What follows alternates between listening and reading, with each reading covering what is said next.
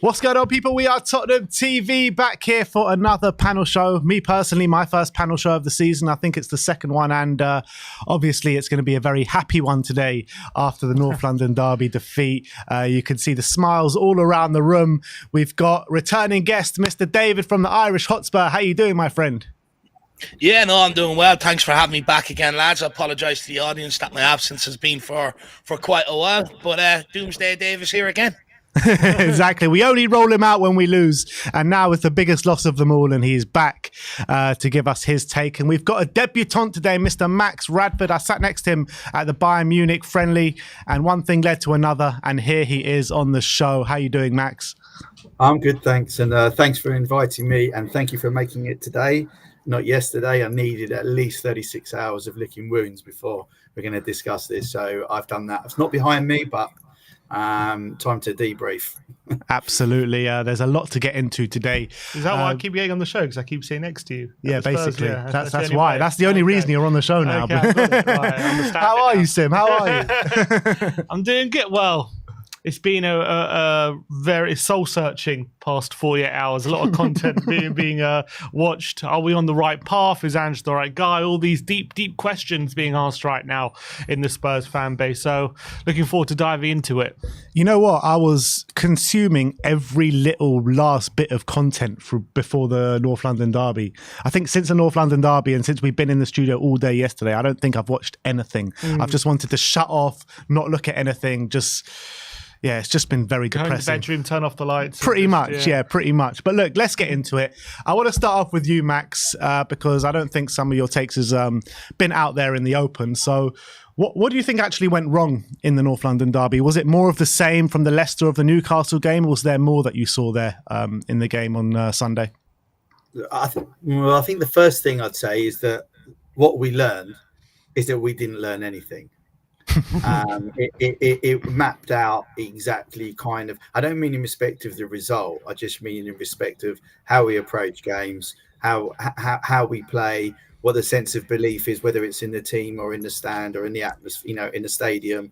I'm not saying that we were still watching it from behind the sofa like we were, in that kind of Conte, Jose, Nuno era where we just couldn't watch it because it was unwatchable football. It is not that. It's almost worse in a way because we're just frustrated that we know that we've got so much more in us, but then we have these kind of very obvious flaws that if you took the 63,000 people in the stadium and asked them about it, they would all say exactly the same thing. That's how obvious it is. So I think that's kind of how we approach it. And we all have this sense, so I certainly do, that we are just approaching this point for Ange, which is a worrying point. Right, the honeymoon period is definitely over, and if there's ever a time that the honeymoon period is over, it's the North London derby at home, early in the season. 1 and a bit seasons into Ange's kind of reign, and now we know officially that period is over. Yeah, I felt like the honeymoon period was probably over after the first 10 games of last season, to be honest, after we got all those injuries and suspensions. But I guess there was still a lot of goodwill from the fan base, and I think that might be starting to run out. But look, we'll get into Ange Postecoglou in the next segment. But Dave, do you kind of agree? Are the problems there for all to see? Are they just the same problems rearing its ugly head once again? Yeah, of course it's the same problems rearing its head once again. Actually, we defended the high line pretty well most of the game. It didn't really catch us out too often that game. But unfortunately, it's the same old problems. It's the likes of your set pieces, switching off, not tracking your man. And look, we can sit here and moan that it's a Postecoglou problem and stuff like that. But at the end of the day, this has been happening long before Postecoglou arrived here. And, Postecoglou can help set them up, which he has. How he looks to defend them. But at the end of the day, he can only set... Dave, you're breaking up there. I'll log out, log back in. I think you're right now, Dave. Oh, no, he logged out. All right, so why don't you take that one? So what was the question? Do you think it's the same old problems? Is there anything new that you saw?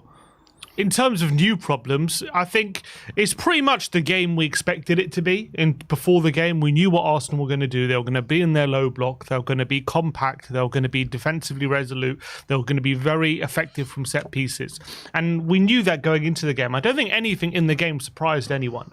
I think maybe the only surprise I would say is how lackluster we looked in that last half an hour. The fact that we actually had zero, reaction to Arsenal going ahead, and we had no answer to what they were trying to do and how, when we're throwing the kitchen sink, you expect at least one chance, or at least try and put them under pressure, or at least try and ask different questions of them, and we just weren't able to do that in the last half an hour. That was particularly worrying. But I would say the game plan from the start was they were going to sit in a low block. We were going to have a lot of possession. We were going to try and catch them out using our high press, which we did on a few occasions, but we didn't make the most of those opportunities. Arsenal, with their double pivot of Jorginho and Partey, were going to be quite compact centrally and make the central areas very congested, which they did. They left a lot of space out wide, and a lot of the game was going to be about what can Johnson and Son do when they have opportunities and space out wide to take on their fullback and create an opportunity or put a cross in the box or take on their fullback, and are they going to be able to muster moments of quality from those moments, and that would determine how much joy we were going to get out of this Arsenal back line. And because there was just no going through centrally, it was just too congested. And we tried a few times, and we weren't getting much joy. The only joy we were getting centrally is when we were pressing, and that in the early part of the game. And in terms of the wide players, a lot of the game was going to be determined by how well they did, and unfortunately, they just weren't up to the task. Timber and Son got a few moments in the first half, but Timber had Johnson pretty much the whole game. They weren't able to beat their fullback pretty much after 20 minutes in. They weren't able to put Arsenal under pressure, and we weren't able to break them down from using our build-up play through the central areas. It was too slow, and Arsenal made sure those central areas were clogged up. But none of this was a surprise. So I don't think we learned anything. But I guess what we wanted to see from this game was that we had answers to those questions that were going to be so obvious that were going to be asked in this game. And the fact that we knew these questions were going to be asked and we didn't really have any answers, even though we knew what was coming, that's probably the biggest concern, because you would have thought on that week before the game, I know it's been international break, but the few days before the game, they'd been working on these things because they knew how Arsenal were going to set up. But the fact is, even though we knew it, we couldn't stop it, and that's the most frustrating thing. Yeah, I mean, I might counter you on that slightly, if you don't mind. Go on. Yeah, please do. So this notion of not just the low block, but congesting it in the middle and we knowing what Arsenal was going to do. First of all, it wasn't a case about what Arsenal was going to do. This is what everyone does to us. Okay, they this isn't an Arsenal thing. Actually, I don't remember a game between Spurs and Arsenal in recent years where there wasn't a period of the game where I thought Arsenal were going to score. And in this game, I never felt that Arsenal were going to score. We were never under pressure. First few minutes, a couple of moments when Martinelli got in behind Porro once when he slipped. But really beyond that, we were never under pressure in that game. The reason we were never under pressure in that game is they played exactly the same way as Wolves did and exactly the same way as Newcastle did. I'm talking Wolves twice last year. Actually, they didn't congest, and no one we play against congests the middle of the field. It is us that are congesting the middle of the field. Okay, this is why we're easy to play against, and it's predictable, is because it's what our frustration with Ange and the way he plays is it's actually pretty good for the most part, and the tweaks are not that complicated. There are 2 or 3 things that completely change the effectiveness of how we play, and everyone we come up against know it. And if you look at the goals that we've conceded over the last, you could probably look at the last 40 or 50 goals. They are either from set pieces, which I know we'll talk about, or they're from counters. Right, we have I don't know if I'm right on this, but I believe that so far this season we have the highest possession in Europe's top 5 leagues is Spurs, yet we've created very, very little from it. So that just shows there's a total flaw And I know we're going to go into it, and I'd love to go into the slightly more tactical side of that. But I will tell you one thing, and Ben, I said this to you against in the Bayern Munich game. Every Spurs manager, pretty much since Glenn Hoddle, with the exception of Harry Redknapp and Martin Jol, all lost their job for the same reason. And that reason was being a slave to a philosophy. If you think that there's only one way of playing, and plan B is to do plan A better, that's flawed. The reality is no two games are the same. You can score first, not score first. Oppositions can have a good day, bad day. There's loads of different things that can happen in it. You can't just always think you're always going to play one way.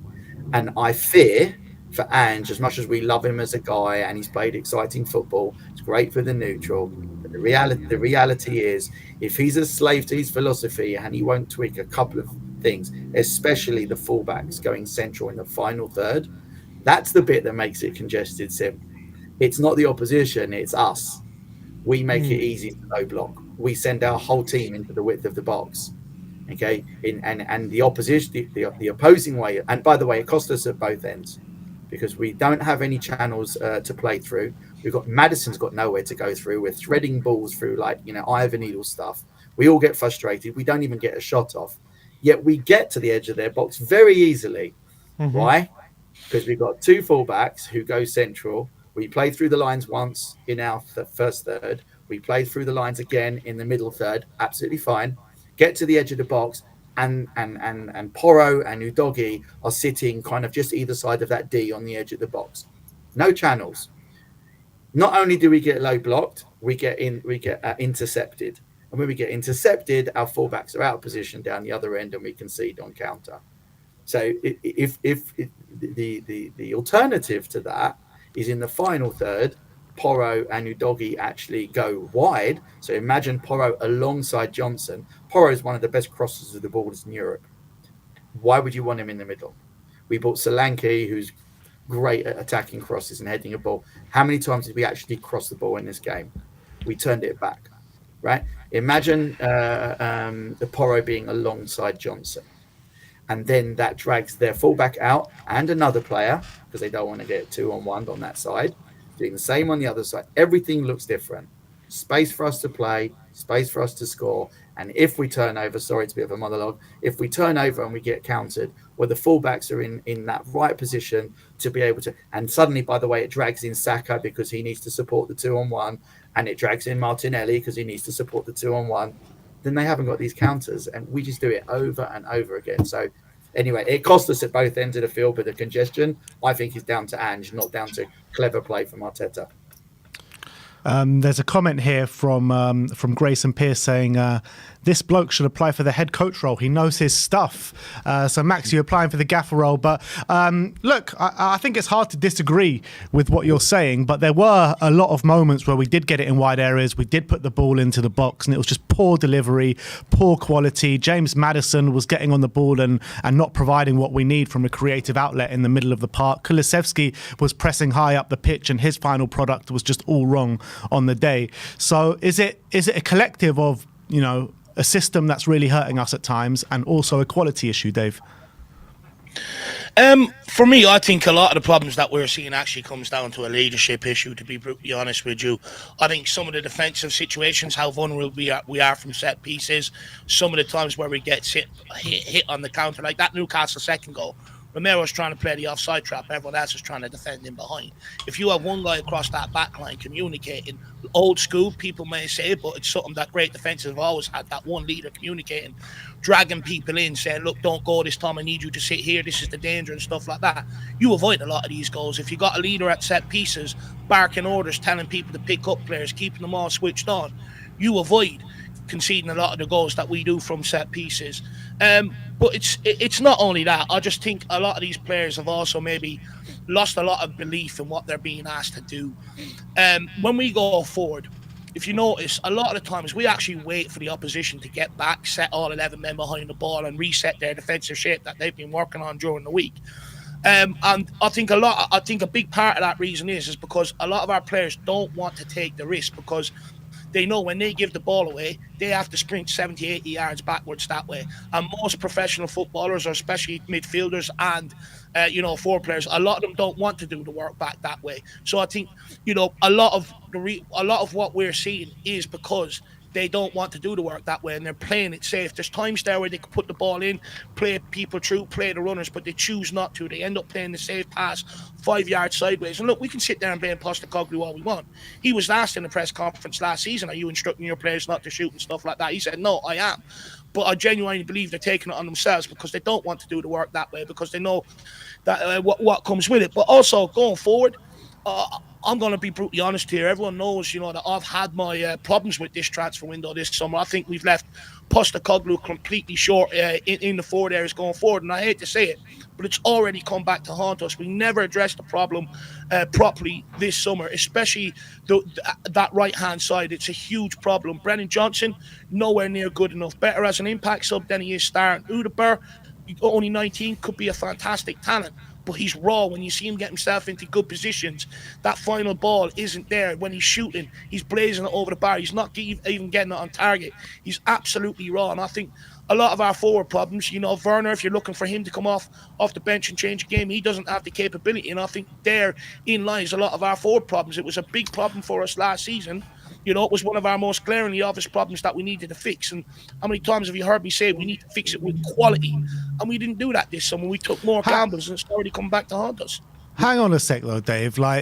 We all know that Ange Postecoglou, he said it many a time that he has final say on these transfers coming in. Timo Werner was signed very early in the window. That was definitely one that was signed off by Ange Postecoglou. He's come out and said that Odebear was someone that he definitely wanted through the door. He's talked about Solanke as well. So, I mean, in the past, I would agree with you, and I'd blame Levy in the hierarchy for the transfers coming in under Conte, under Mourinho, under Nuno, under all these managers. But I don't know if I can blame them anymore under Postecoglou. It seems as like all these players are the players that he wanted. I don't blame them. Who do you blame, Matt? Go on. Sorry? Go on, Dave. Just quickly, not necessarily. I've done a video of the international break, and I've done about 2.5 hours worth of research sort of into it to find the bits and pieces I need. The first summer under Postecoglou, that was largely Gabbanini and Paratici that, identified the transfers, done a lot of the work. You even hear Gabbanini speak about someone like Van de Ven. I had to push behind the scenes to convince people to bring this guy into the club. From my research, the only one that I think was his, and it was the signing in towards the end of that summer transfer window, was Johnson. I think he put his neck on the line, so there's no excuse for him there. Werner re-signed him this summer. I know that he had interest in trying to bring Werner to Celtic, so again, that is his signing, and maybe he has created some of the problems in the forward areas in terms of that. But the way this new data scouting-led model works, and you hear David Pleat, you don't need scouts you do need scouts. I'm a firm believer you should always have the CNI test, but they're off this data-led scouting model, and a lot of the players that are coming into this football club, and it was the same underneath Antonio Conte, the manager might get 2 or 3 players that he needs, that he identifies that he wants to work with. The rest are all flagged off this model. They're put forward, and he does the phone call to see if they're coming for the right reasons, and if they're not, then he might go, look, I don't know about this guy, I don't like the attitude, find me someone else. But not all of these signings are his, and that's the way modern football is working, because the amount of money that not only this club, but other clubs have wasted under managers that they bring in the door, and they don't get a lot of return for it. So a lot of clubs are heading down the Brighton Brentford route. They barely ever miss in the transfer window. They go on to sell for a lot of profit, or the players go on to grow and become a lot better. And that's the route we're going down. And that's the biggest misconception under Ange Postecoglou. Everyone goes, these are all his signings. They're not. One thing I will say is some of the worst signings are his signings, and I think that's where the problem comes in. Well, he does clearly say that he has final say. Let Max come in here for a sec. But you listen to the Gabbanini interview, he tells what players he's brought in, the ones he identified. Same with Johan Lang. He'll also say some of the players, so someone's lying. Go on, Max. So for different reasons, I'm very let's say familiar with specifically the Brighton, okay, and the Brighton model and the people in Brighton, just from personal relationships. And what we're challenged with compared to what Brighton challenged with is not the same. And probably the perfect player to kind of explain this is actually Johnson. When you're in a position where we are, which is, let's call it, 7-6-5-2, 3-5, trying to go 4-3-2 and eventually won, right? That's the objective of Spurs. Unlike Brighton, that might have been 15, 13, 12, looking to get into European spots like they did last year. That's where they're at. So when they're bringing in those players, different methodology with a different objective and a different target, right? And putting aside their methodology and data and everything else and how they sort, which is fascinating, and I've seen it with my own eyes. But put that aside. For Spurs, we have a different challenge, which is we want to challenge at the very top and get to, let's call it a title challenging position. Then you need a different methodology.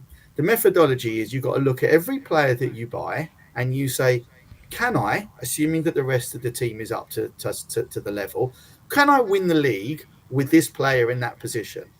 And if you want to test this out, you can take any Spurs player individually, put them in the Man City team and say, could Man City win the league with this player in the team? If you do that with our Spurs team, yeah, and I can say, so imagine the other 10 are the current Man City players, right? I'm quite happy to run through the team, and I doubt we would disagree on many of these. Could you win the league with a Man City team and Vicario as your goalkeeper? I believe you could, right? I believe you could. Could you win the league with Porro as your right back and that Man City team? I believe you could. Udogie, I think so too. I don't think they have a great left back anyway. They change it. You could. Van der Ven, I have absolutely no doubt. Romero, interesting point. Maybe we'll come back to him because he's in a predicament. Then you go through the midfield, right? Bissouma, he can be good. No, maybe not. I don't think you'd quite win the league with him as your holding centre back, right? Maddison in a great team, very possibly. He could be that guy, right? In the right environment. Then you go to the forward. Son's, I'm not going to say past his best, but we're certainly not making the most of him. But let's give Son as a yes. Son's a definite yes. I know, but he's struggling a little bit. He's lost a yard, and it's affecting his decision making actually. But part of that is due to Ange's tactics. I think we'll come back to it. 100%. Centre forward, don't really know. Solanke's a new entity for us. I'm going to say probably not. Right? He's not Haaland. You need that Haaland, and he's not. And then you go to Johnson. And I've taken a long time, but purposely left Johnson in. Could you win the league with Johnson as your right winger? The reality is that Johnson is a promising player. Maybe we paid a lot of money for him, but he won't get in the England squad, or he wouldn't get in the England squad. I know he plays, for, I think Wales, right? Wales, he wouldn't get in the England squad. He would be anywhere near the England squad, right? So he's not. And bear in mind that Premier League football and Champions League football is a higher quality than international football. Right, he wouldn't. So he isn't that player. We spent a lot of money on someone who isn't quite at that level, and if whether Ange was behind it or not. And then, and this is the frustration about how we play and what we've all seen, is then you bring them into this club. You think they may have an opportunity. If you watch the game back on the weekend, I reckon there were at least 8 to 10 occasions where our central midfielders or our fullbacks had the ball at their feet and Johnson was available wide on the right, unmarked for a potential one-on-one, and they didn't give it to him. They looked at him, faked, turned the other way, played it into the centre forward, played it in that tight area, maybe they never even gave it to him. I can tell you in my crappy level of football that I played, but as a winger, if you shy away from me 4, 5, 6, 7 times, I'm done. I'm just not there anymore. I'm not going to keep making a run, being available, and you never give it. So we completely stunted Johnson in that game. I disagree with that. I thought Johnson saw a lot of the ball. I thought he saw a lot of the ball. I guarantee you, if you watch it back, how many times he was available and they didn't give it to him. I thought he was about 6 or 7 times. He had the ball one-on-one with Timber and did nothing with it. Sim, when you receive the ball, okay, if you receive the ball quickly, as in the person that's passing it to you releases it to you quickly, you have way more space as the receiver. As soon as you delay that pass, by the time they receive the ball, their options are gone. And especially for a winger, you want green grass and you want loads of space. The biggest culprit of this issue is actually Romero. I have never seen a centre-back put his foot on the ball and wait for so long before making a pass. That it kills momentum. It gives the other team opposition to shape up, and he does it like it's South American. I get it, and Argentina also do it, by the way. but he plays like we're winning 4-0, including when we're 1-0 down. Right, just move the ball. And and there's nothing wrong, by the way, with giving the ball to Johnson quickly to get it straight back from him. It's also fine because you move the opposition, shift the other side, then there's channels. We are just predictable and slow. And it's very frustrating. That's a manager thing. That's not, Dave, sorry, not an effort thing. It's not about not wanting to get back. It's not even about leadership. This is a manager's thing sitting on the thing. He should be able to look at that game and go, guys, these things need to tweak. Don't be a slave to philosophy. Romero play quicker. Wingers go out wide. Leave Maddison space. Sim, you mentioned about Maddison. Maddison played some very, very great balls in at time. But the thing is, it's very hard for him to pick anyone out because just when he's looking for Solanke, who's standing in his eye line? Udogie. Udogie's in the middle. Can't even find him. This is 10, 15, 20 games of repeat. Literally repeat. So I really don't think it's about effort. I do think it's about partially to do with some of the recruitment. I think that we're in a challenging position because when you're, sorry, just one last thing and I'll yield. But, when you're like, 6th, 5th, trying to push 4th, 3rd and upwards, right? The players that you buy need to be different. And I'm not blaming Levy because it's a very expensive thing to do. Finding players that are already made to be better than one you got cost an arm and a leg. I don't mean transfers, I mean wages. This is all about wages. These players at that level commanding 350 grand a week, right? So we've gone and I think I love the signing of Odeberg and of Bergvile and maybe of Gray, although Gray wasn't particularly cheap. They're all gambles, but I like the nature of them. Van der Ven is very young. Udogie is young. Even Porro is young. But we have a young players, really, really throughout. But if we want someone who's going to make us better today, right? That can't be a Johnson. The player that it can be costs 75 million, 300 grand a week. And I think that's where it's a little bit of a glass ceiling for us, I'm afraid. And not qualifying for Champions League just, it enhances that because there's less money, commercially and TV wise to kind of doing that. And, we're back under the glass ceiling. We spent a little bit of time above it. We're back just under it. I take the point you're making on Brennan Johnson, and you're right. That did happen a lot with Christian Romero. It happens a lot between the both of them, a lot of the times. But their second half, Johnson had 4, 5, 6 good opportunities trying to get crosses or get shots on target. He didn't take any single one of them, and that there is why Romero refuses to give him the ball a lot of the time. A lot of the players do it. Madison is another one. He could easily switch it out to him. He chooses not to. Chooses to take the safe option because they don't rate Brennan Johnson. They know nothing's going to come. That's why they're ignoring Brennan Johnson. Anyone that's played in the football team, if you feel like he's going to give that ball away or he's not going to Dave's cutting out. Yeah. Dave, you're cutting out again. Dave, I've got to tell you something, and I know what you're saying, but I'm going to tell you something. That does not exist at a professional level of football. That does exist on our level of football and our Sunday League football. It doesn't exist at professional level of football where you think that a player... It does. You look at Werner last season making runs in behind, players ignoring them. I'm sorry to sit here and say it doesn't happen. No, not that.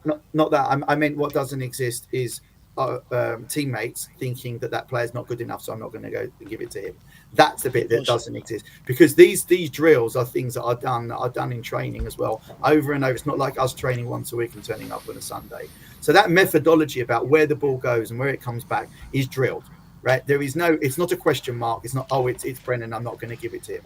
What it is we've absolutely, he's not, I don't think he's good enough, but it doesn't help that we absolutely crush his confidence. And worse than that, when you crush someone's confidence by missing them out and not giving it and whatever, he becomes overeager when he's in position to try and do something that he's almost panicking. His crosses are panicked, right? Because he just needs, I just need to get it across and not get it blocked. And he's just not at the level. But I don't think the players are missing him out. I think our tactics are what's causing the problem. And I'm sorry, I'm going to repeat it again. Just imagine Brennan Johnson with his heels on the line, with Pedro Porro 6 or 7 yards just behind him. Okay, that ball goes from Romero to 2 players.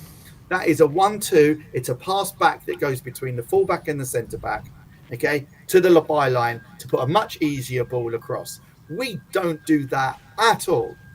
And the reason we don't do it is we do not have fullbacks joining our wingers on the wide. I actually disagree. I think the tactics we have would bring out the best in if the winger was good enough. The tactics is actually designed to give the wingers as much space as possible, and the tactics are designed to give the wingers as many one-on-one situations with their fullback as possible. And I thought Johnson had ample opportunity to show something on Sunday, actually. I thought he was the one getting a lot of the chances. He got a lot of the possession, and he had so many opportunities to run at Timber. I can remember off the top of my head at least 5 or 6 opportunities. I remember watching it when we were at the stadium on Sunday. Johnson was getting it a lot. I thought we were giving it to him a hell of a lot, Johnson. I thought he had so many opportunities to take on Timber and create an opportunity. Yeah, that might be true, but I'm just saying that I don't think the tactics are stifling our wingers. I think the tactics are designed to get the best out of our wingers. I think the problem with our wingers at the moment is they're not up to the task, and that's a problem with what Ange is asking him to do, because if they're not up to it, then he has to change and ask them to do different things. If they're not up to doing what he needs them to do, which is take on their man, be really good in one-on-one situations and create chances from wide areas. At the moment, Son and Johnson, they're actually getting a lot of space, but the problem is they're not very good in one-on-one duels. Johnson don't think he's ever been good, why? and Son I don't think at this stage of his career is very good in one-on-one situations. But I think the system that Ange has created is designed to get them in as many one-on-one situations as possible. And if you're a winger who's good in those situations, you'll absolutely thrive in it. Sim, do you know why? Do you know why that is? Because football's changed. 20 years ago, when I was 18, 20, 30 years ago, when I was 20 years old or whatever, we were playing football as we were younger. What would the fullback be told to do when he's faced with a winger? Show them the line. Yeah. You used to shape your body out that way and you used to show them the line. And that's how we used to play it. Defenders, fullbacks were always told that. We were always told that, show them the line. In the last 15, 20 years, that's not been the case. It's the opposite. They're actually told to show them this middle. Do not let them get in a one-on-one position where you shape your body so they can't get around you on the outside in a one-on-one with green grass. That's danger. Send them in the middle where there's going to be congestion. Teams play now with 2 holders. They're very, very organized as a backline. Send them into the congestion area. Son cannot beat a guy on a one-on-one on the outside. He has to do some magic in order to maybe sometimes get away with it, and it's rare. Werner sometimes, but he ends up on his wrong foot, so his quality is not good. Johnson is on his right foot, but his quality is not good. We had someone, actually, Solomon, who was unpredictable and going both ways. I wish we played him more. But the reality is, I know you're saying we're set up like that, Sim, but actually, it's not us that are set up like that. The opposition are set up to not let us do that. They're very, very smart. And so put Johnson on, let Johnson have it. They're not worried about him. They're not. He's very predictable in how he plays. Exactly, that's what I'm saying. That's the problem. I think if we had a different player out there who was maybe less predictable in those situations, I think they would more thrive. I think teams know what Johnson's going to do. He's going to go on the outside and try to go for a cutback, and they just easy stopping it. Player? This is where I went with it. How about a second player rather than a better player? How about a second player? Because the second player changes it, right? A second player, as in especially Porro, but a second player being alongside that guy completely changes that dynamic. Because actually, you don't the one-on-one, the ball where Johnson receives the ball is actually much closer to the edge of the box and by the corner flag, right? Because you've played those little triangles and and also there's one less defender in there. Why? Because they've had to send someone out for the 2.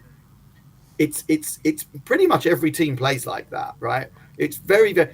Maybe you could argue that Man City sometimes don't play like that, but to be fair, they've got the best in the world, and I'm talking about their B team. Okay, they got we don't have that level, so we need to maximise, and we are. I know this is again repeat, but we pay the price for that tactic at both ends of the field continuously. And the first team to do it to us was Wolves last year in the first Wolves game. We all saw it map out in front of our eyes. And Wolves didn't even bother changing it for the second time we played them. They did exactly the same, and they scored on 2 counters where we had no fullbacks in place, right? There was a tweak, by the way. I know I say about don't like that he's a slave to philosophy and he doesn't tweak. He did tweak something this weekend. I don't know if you guys noticed.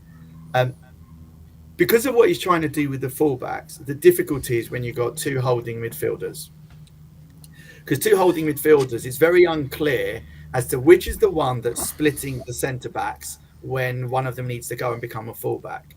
So in this game, he played 1 holding, which was Bentancur, right? So Bentancur, if you noticed, he dropped between Romero and Van der Ven, so that Romero and Van der Ven can split, and one of them, depending on where the game's a little bit flawed because Bentancur is not Rodri, and Bentancur is actually better being a more offensive player. It might have been okay with Bissouma. It definitely would have been okay with Højbjerg.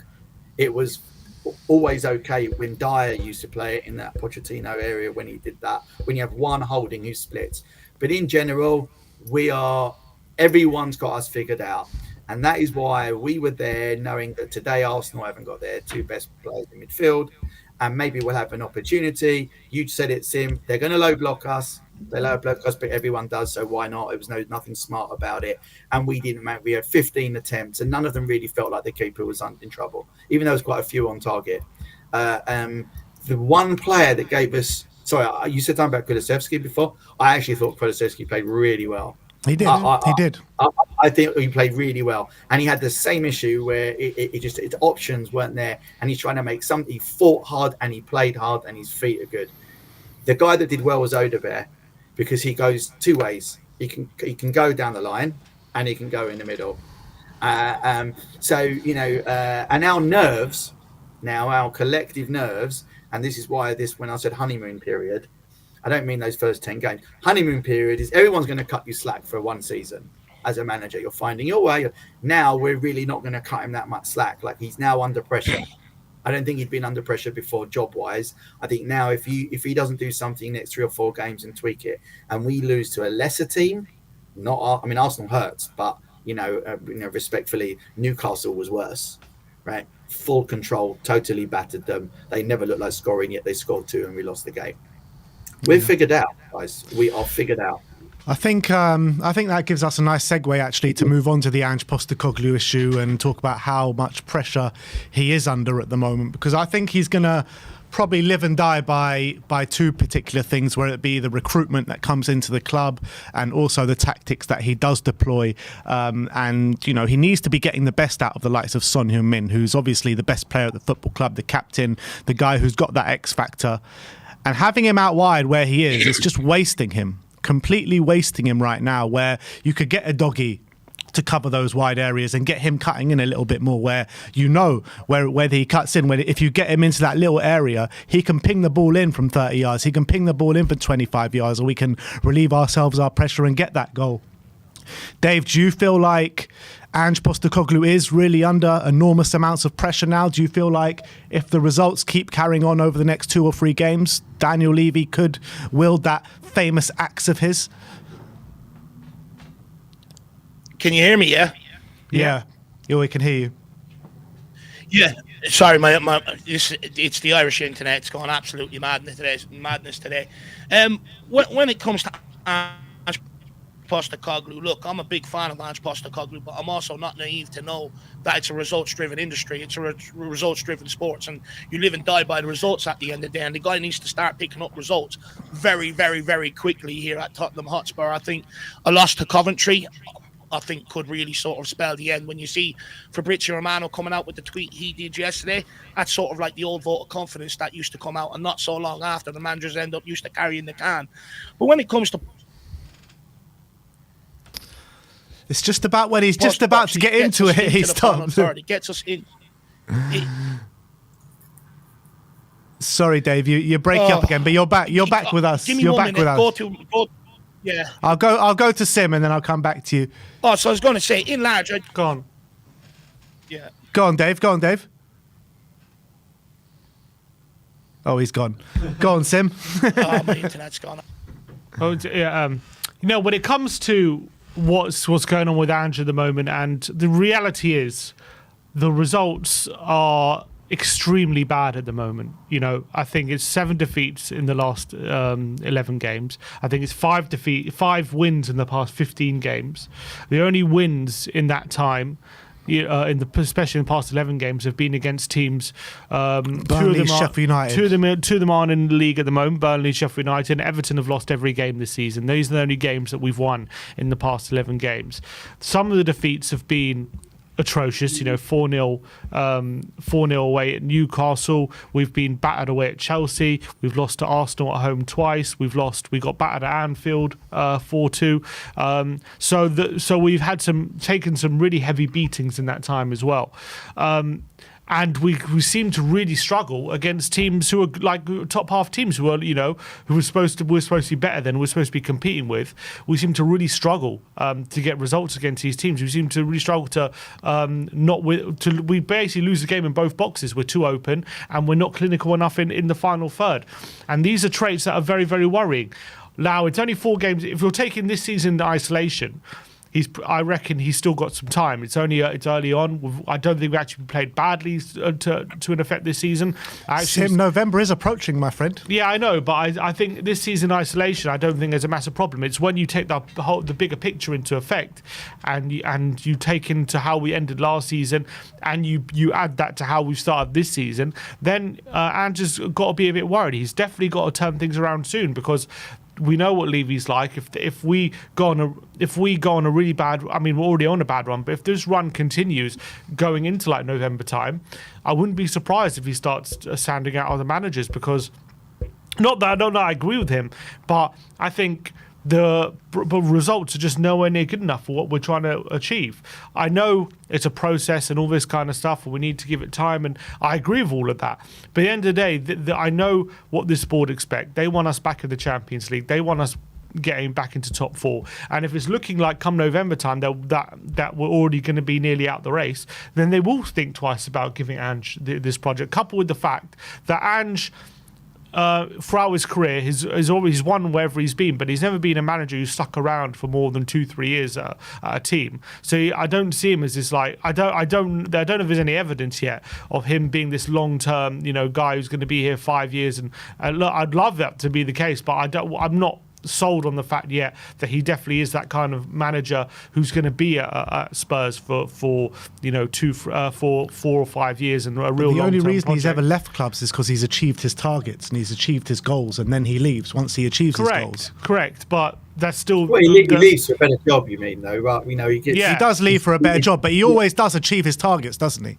Yeah, but there's still no evidence. There's still no evidence of him being a long-term project manager. By the by, regardless of it's because he's won everything and then just leaves because he's achieved everything he has to in a short space of time. But it still doesn't show me evidence that he's definitely a long-term project. I do think if this kind of run, if we're sitting here in November and the run, and I don't know how many games we've got now between now and November, but in the Premier League, let's say we've got another 7 games or something, or 8 games. If we lose like 5 of them, I think he could definitely be in trouble. He can definitely be in trouble for his job, and I think the fans will lose patience. I think a lot of people will start to turn on him, and I think the board will as well. Not to say necessarily, I believe, depending on the context of how these games go, that it would be the right decision to sack him. I'm more than happy to give him time and allow this project to kind of flesh out and give it air to breathe, and allow it to. Allow us to persist with it and give him time to figure out these issues. But I just know what this board are like, and if we're looking like we're not going to get top 4, they will go in another direction. And from that point of view, he's definitely under pressure to turn this run around very, very quickly, and we need to start getting results and consistent results very, very soon. Otherwise, people are going to start to question him, and I think that's already starting. You're looking at the next 7 games in the Premier League, right? Brentford at home, Man United away, Brighton away, West Ham at home, Palace away, Villa at home, Ipswich at home, and Man City away, right? Mm-hmm. Since Ange has joined, or losable. Yeah. Exactly, all winnable or losable. But the reality is, Max, the reality is, since Ange Postecoglou has come to this club, I think we've only beaten 5 teams in the top 10. That is a ridiculous number. That is a ridiculous number. And that was in the early part, right? Liverpool was lucky. Man United was the second game. It is about being. this is about being figured out, right? If you were going to do a review, right, of Ange to see where we're at and where we're going, where you can do this. Positives, we're facing the pitch. We spent 3 years facing the other way, behind the sofa, watching going out. It was unwatchable. So we've got us facing there and we are being entertained. It's taken us to a point where we've got unbelievable levels of frustration. But I'll tell you why we've got the levels of frustration. And this is where I started about being a slave to philosophy. He's not that far off.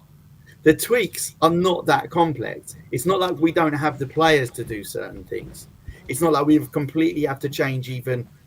It's not even formation, right? You know, like we had under Conte, which was just a formation that was never going to work for us long term because we didn't have the players that match that formation. It's not that, right? It is literally the fact that we're frustrated that we know it's just there. It's just a few minor tweaks. You know, I know we spoke about fullbacks. I know we spoke a little bit about, you know, maybe the holding roles and whether it's ones and twos. We know there's a little bit around set pieces, which is a kind of, again, it's not a fundamental thing. It's a minor tweak. It's a minor tweak. And our frustration that if he's a good guy, good manager, speaks the right language, the players I do think like him, respect him and are into him. The media love him. I think we can go somewhere with him. I do think he is a winner. Absolutely, in his mentality, probably more than most that we've had in his attitude towards winning. But if he doesn't have any flexibility to change those couple of little things, we will just be just there without doing it. And that's how we feel when we're watching a game. We watched us playing Arsenal, dominating a game and not scoring. We watched us playing Newcastle, dominating a game and not scoring. We watched us make a hatful of chances against Leicester, and we only scored one, and we ended up paying the price. This is where we're at. Ange can, unlike some of the others, Ange can save himself. Ange can save himself. Whether he's just loses the stubbornness on his few little things, and it turns all of those matches that were draws and defeats that we've had in that last 15, 20 games into victories. All of them. Because all of the goals were conceded with the same two things. They're not because we've been outplayed. They're not because we're not good enough. They're not because we're getting battered. They are because there's just repeat. Every opposition manager's got us sussed. Absolutely. Max, if we do go, carry on this bad form over the next 7 games, what would you like to see happen? Would you like to see, Daniel Levy take some action, or do you still want to persist with Ange and in hope that he can change those things? Look, I'm a big believer in be careful what you wish for.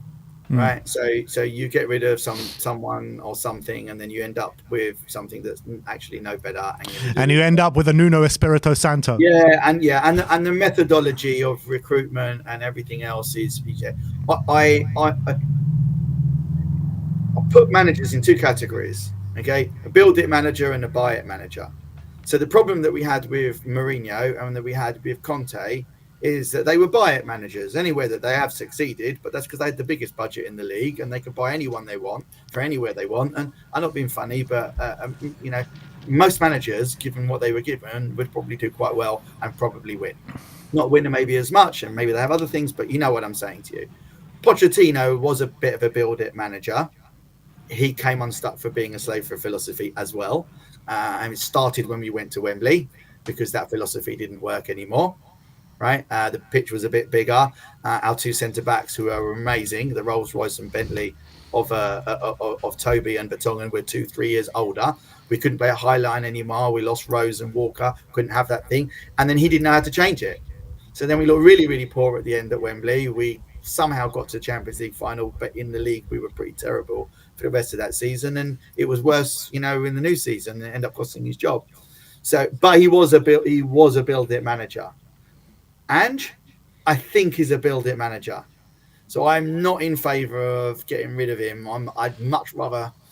we all have this dream as football fans. I'd love to bump into him to the street and he's just say, mate, can we have a chat for a cup of coffee, mate? And just have a chat. These 2 little things, 3 little things. We all have that dream as football fans. Mm-hmm. He's that close. Our team is that close.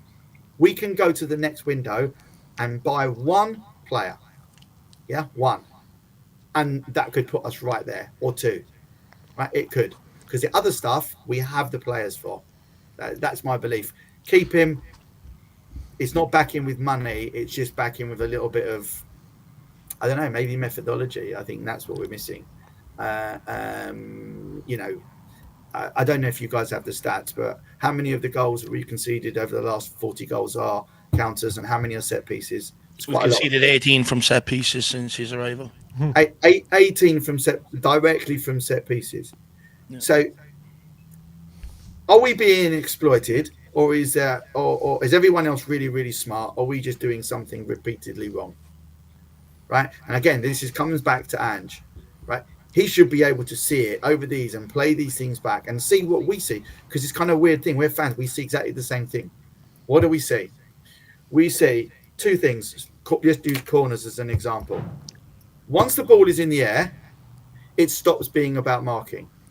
You mark, you take position, you cajole, you set up, you do all of that until the ball is in the air. And once the ball is in the air, there's a transition where you go from marking to attacking the ball. Mm-hmm. And we don't, our transition to attacking the ball doesn't happen.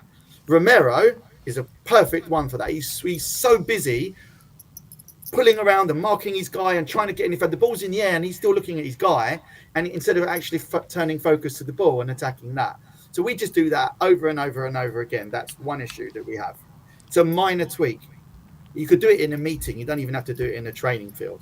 You just say, guys, when the ball crosses a certain position, this is when we start turning our focus towards the ball. If it's coming in your area, you attack the ball, or you three players are designated for attack. But they have tweaked it, though. You know, they've gone half man mark, half zoner. The half is fine, but they don't switch to attacking the ball. They're still marking. That's on the players, though. There's nothing that you could bring in a specialist tomorrow. He can set them up. But, you know, it's on the players to go and have that hunger, that desire, and that, you know, proudness to be able to protect the box and try and keep a clean sheet to go and header that. There's nothing Ange Postecoglou can do. No, he can't. The player has to make that decision. Ange Postecoglou, like you said in the team meeting, can sit there, highlight it all he wants. But it's up to the players to want to go and do that. As you saw with Romero against Gabriel, I mean, that wasn't a tactical issue. That was a completely on the player. And there's no excuses for it. He can go up the other end. Look how competitive he's up the other end for us from set pieces. There's no excuse for it down the other end. It's starting positions, right? These things are impacted by starting positions. That ability to go and, like say, have that is your starting position is a problem. If you look at what Arsenal did, Arsenal did to us on the corners, and I was watching it going, I've been praying for us to do this for a long time. And that is approach from the back of the box. Come round from the further away from the corner taker. If he overhits, you've got someone there. He can hit it with more confidence and pace, because sometimes you do overhit that, but you know there's someone there. And your trajectory and your elevation comes from the fact you're running in towards the goal. We throw everyone, including our big guys, at the front of the thing, and we had Son at the back who can't do anything, right? Arsenal did the opposite. They threw everyone to the back of the box. They started at the back, and everyone comes running forward at us at 4 different directions. Sorry, I know what you're saying, Dave, about desire, but our setup prior to the ball being in the air is already wrong. But this is my big concern. Any manager we've had at this football club, the fans tell them they're wrong. And what I mean by that is Jose Mourinho, he was outdated, didn't know how to do modern day football. Went and won a Europa Conference League with Roma. You know, the one we got absolutely embarrassed in. You know, and many Spurs fans were killed for that. Conte, we said, okay, he got himself sacked, but a lot of fans were saying, outdated, don't like the tactics, blah, blah, blah, blah, blah. He's sitting top with Serie A with Napoli right now. Ange Postecoglou, before he arrived to Tottenham, maybe not at the same level as other managers, but he has won games. And I'm starting to get a bit concerned at Tottenham Hotspur that any manager we bring in the door, we argue to the contrary of what he's trying to do rather than actually try and see it and get behind it a little bit. We had Conte. We told him he needs to be more attacking. He needs to switch from a back 3 to a back 4. We've got Postecoglou. Now I'm hearing people say switch from a back 4 to a back 3. He needs to be more defensive. We can't keep doing this to every single manager that walks in the door. At some point, you have to try and embrace what the guy's trying to do and get behind it. You can't keep telling them they're wrong. And in reality, at this football club, we've changed squad. We've changed managers. We've changed coaching staff. The one thing we haven't changed is the ownership. That's the only thing that hasn't changed at this football club. We've changed absolutely everything else over the last couple of years, and we find ourselves sitting here in the same dilemma again. Do you stick with the manager? Do you sack him? The manager's absolutely clueless and everything else. I'm sorry, but not every manager that walks in this door since Pochettino has been clueless. I'd argue every manager that's walked in this door has more or less been failed by what the club have failed to do for them in the transfer market, and that's when he has to try and make solutions with what he's already got, which what doesn't work, then all of a sudden fans come in and start questioning him, saying he doesn't know what he's doing, this, that, and the other. And I think it's absolutely wrong. Look, don't get me wrong. I think Postecoglou is a man under severe pressure right now. Severe pressure to start delivering results. It's not just off the base of what we've seen at the start of this season. It's from October last season. And I'm a big fan of Ange Postecoglou. I think his tactics works to a large degree. Gets us in the final third. Camps us in there. Even if teams don't want to sit back against us, we force them to sit back. But it's the same problem as last year. Is that forward area. We do not turn that dominance into goals, which bring points, which brings belief into the system and stuff like that. And again, I go back to the summer. I don't think we've done enough to really address that problem, to really help this guy. And now all of a sudden, 5 games in, the same issues are rearing their head. And people are going, he doesn't know what he's doing. He's clueless. He's stubborn. He won't change. I'm sorry, but I heard it all under Conte. I heard it all under Jose Mourinho. I'm absolutely fed up with it. At some point, you've got to back a manager. And I think with Postecoglou, and I'm not getting into a Harry Kane debate here, but in order to recognise the problem and to be able to solve it, we have to highlight it. Yeah, we ended up selling Harry Kane. It's created a huge issue for us going forward now in terms of goals and someone assisting. And not only that, and I tried to highlight this on a panel show here with you guys before last season, how crucial Kane and Son's link-up-ship, the partnership they had was. And you can tell Son is missing someone like Kane who understands his game, can take the ball in and do other things, so leaves him free to make them runs that he used to make under Harry Kane, because he didn't always have to be the one getting on the ball and creating. And this is where I think Postecoglou deserves a little bit of time. I think he deserves a little bit of time to try and get that forward line right, because that's our biggest issue. If we take our opportunities, we take that spell of dominance and we start scoring goals, we're putting points on the board and we're not even having half of these conversations. Dave, I completely agree. I don't think the fans have turned on Postecoglou yet. I think you're starting to hear some people switch it. It's starting. It's starting, and there's murmurings, and I get it. And again, some of that is because of the results that we had. But you can look at, you just explained something like perfectly about what our issue is, right? And you mentioned about the Kane and Son thing, which I find really interesting. So why are we not getting the best out of Son? And we don't have Kane. Let me tell you, if Kane was still there right now under this system, he would have the same issue.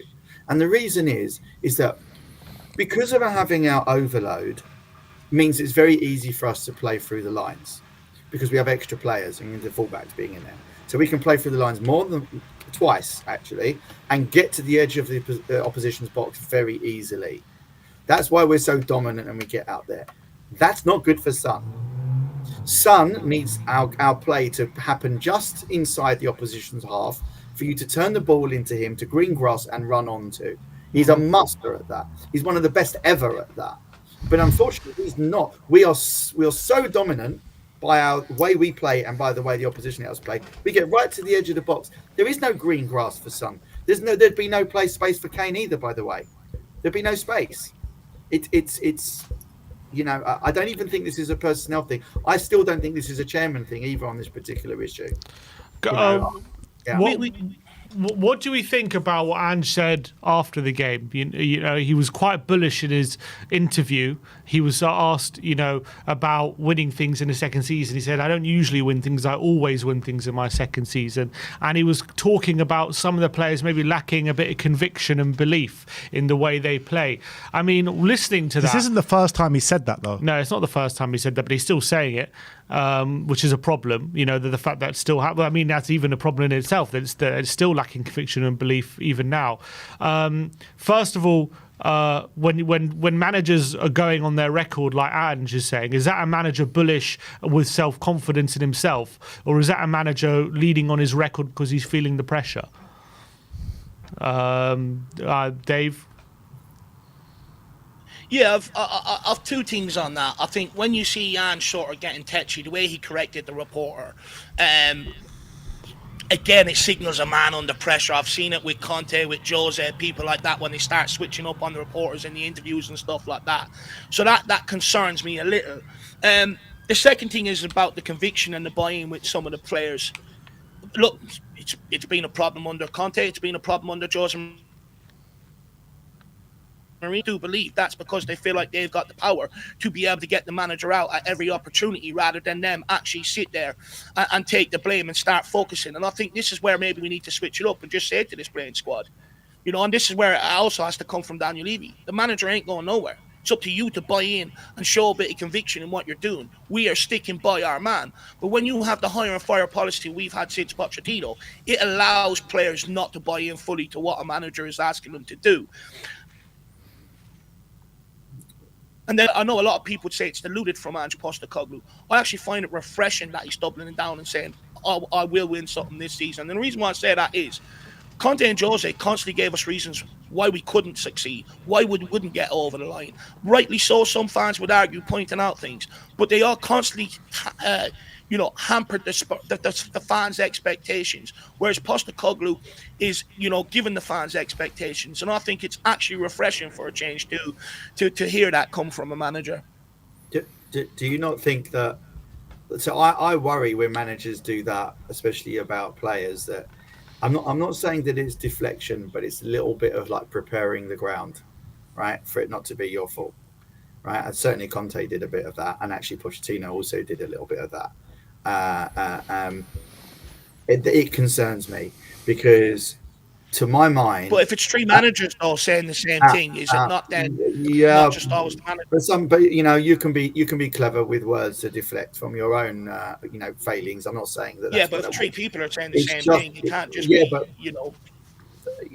they all had like different reasons. Are these players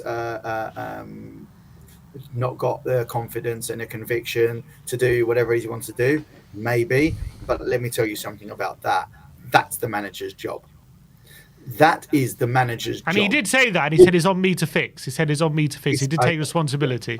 I'm going to confess I didn't watch the interview. In fact, I went completely dark after that game. Didn't watch that. Nobody's going to blame you for that, Max. No one's going to blame you. Well, just to get you the quote, Max, he said, the players are the players are lacking conviction and belief in the way we play, and that's on me to fix. That's what he said. Yeah, good. I'm glad that he recognised that. For me, that is what I do feel bad. He is a stand-up guy, right? And I think that's why we do like him. We do think he's a winner. That's why I'm not by any stretch calling for him. I just want him to. We all want him to do better, and I just think he's just not far off it. That's all. He's not far off it. I think if you look at these points that we've dropped, right? How much would you need to have tweaked to have won the Leicester game, won the Newcastle game, and won this Arsenal game? Not that much. And we said right at the top of the show, every time we played Arsenal over since I can remember myself, right? I always felt under pressure at some point in the game, right? That they're going to score, they're going to do. I never felt that in this game. I never felt that. Not for 1 minute. I think Arsenal are going to score in a minute. Did you remember ever feeling like that in this game? The only bit was when Martinelli went 1-on-1, and that was about it. Yeah, it happened twice. The first one was a Porro slip, right, that led to it a bit higher up the field. And another bit, maybe there was a little bit of communication, but it ended up being well covered, right? But that, and they were in the first 10 minutes, I think. But beyond that, I never sit there going, "Oh, they're going to score, they're going to score." Apart from when we had that mistake down the other end, that they got the corner from that counter attack, and I was like, I remember saying, "This feels like it's in." I've got a cousin of mine who's a big Spurs fan but lives in Israel, watches all the games, and he messages me every time the opposition has a corner with one word in Hebrew. And do you know what it says? Penalty. He messages the word penalty. He said, "Corners against us are like a penalty." Right? And he knows what he's talking about. He's a pro. He was an ex-pro himself, and he was like, "It's another penalty." It's incredible. So it was a bit of a strange one after the game, because you got Ange in his interview blaming himself for the lack of conviction in the players. You've got Son coming out in his interview blaming the players for not following through completely. So everyone's kind of blaming themselves. I've never actually seen something like that before. And at the end of the day, at one point during this tenureship, we have to stick with a manager and see his vision through.